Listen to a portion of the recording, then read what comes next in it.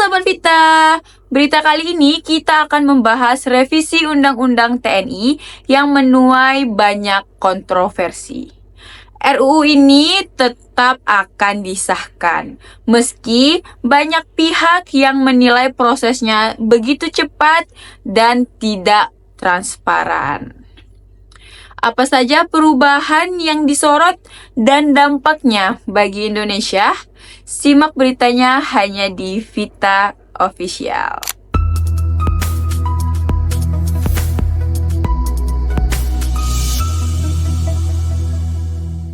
Nah, berita kali ini diambil dari riopost.jawapost.com. RUU TNI tetap disahkan. Hari ini 20 Maret 2025. Meski menuai kontroversi, revisi Undang-Undang Tentara Nasional Indonesia atau RUU TNI akan disahkan hari ini 20 Maret 2025. Pengesahan digelar dalam sidang paripurna di Kompleks Parlemen Senayan, Jakarta. Sebelumnya, dalam rapat pengambilan keputusan tingkat 1 Selasa petang, semua fraksi di DPR setuju dengan pengesahan RUU TNI. Ada sejumlah poin perubahan yang disahkan. 2 tugas operasi militer selain perang OMSP.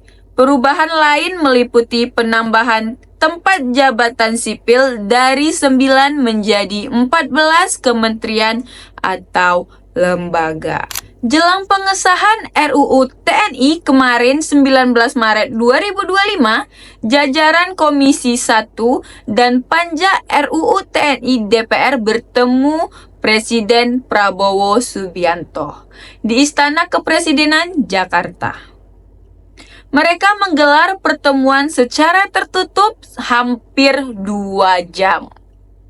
Sayangnya, usai pertemuan, mereka kompak menolak berbicara detail. Teman-teman, tidak ada jumpa pers, jadi nunggu besok lah ya. Soalnya, kalau saya udah ngomong gitu, kan enggak enak lah ya, ujar Ketua Panja RUU TNI Utut Ardianto. Namun, dia mengamini jika Presiden setuju dengan draft RUU tersebut. Kan semuanya enggak ada masalah, imbuhnya. Tapi dia mengklaim pembicaraan tak melulu soal RUU TNI. Bukan hanya itu, beliau bercerita konsep dari beliau, tuturnya. Sementara itu, Direktur Imparsial Ardimanto Adiputra menilai RUU TNI tidak dilakukan dengan cara yang baik. Bukan hanya prosesnya yang buru-buru dan tertutup, namun juga dilakukan tanpa evaluasi dan kajian terhadap aspek pertahanan. Yang terlihat hanyalah penambahan kewenangan dan penguatan institusi TNI untuk dapat menduduki jabatan sipil dan hal-hal di luar aspek pertahanan, ujarnya dalam konferensi pers kemarin. UU TNI, lanjut dia, memang sudah berusia 20 tahun dan sepantasnya dievaluasi. Namun, dia melihat perubahan yang dilakukan justru mundur. Dalam RUU TNI yang lama misalnya, pemberian 10 lembaga non-militer yang dapat diisi TNI merupakan norma kompromi sebagai adaptasi pasca Orde Baru. Semestinya, dengan demokrasi Indonesia yang kian mapan, jumlah lembaga yang diisi TNI harus berkurang atau bahkan tidak ada. Yang terjadi justru ditambahnya, terangnya.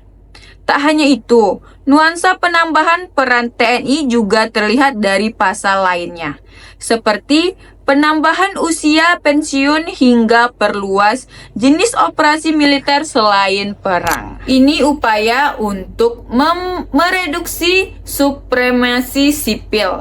Ini yang kita katakan sebagai kembalinya dui fungsi atau militerisme dalam masyarakat sipil, ungkapnya. Nah, itu tadi pembahasan tentang revisi UUU TNI yang sedang menjadi pembicaraan hangat. Bagaimana pendapat kalian? Apakah revisi ini benar-benar diperlukan atau justru menjadi langkah mundur? Tuliskan komentar kalian di bawah. Sampai jumpa di video selanjutnya.